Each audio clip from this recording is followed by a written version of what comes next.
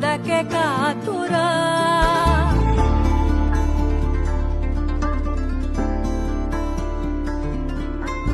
ಅಲ್ಲಿ ಮಿನುಗೋ ಕೆರೆ ಇದೆ, ಕೆರೆಯ ಮೇಲೆ ನೆರಳಿದೆ, ಕಿರಣಗಳು ತಾಕಲು ಒಂದಾಮೆ ನಲಿದಿದೆ.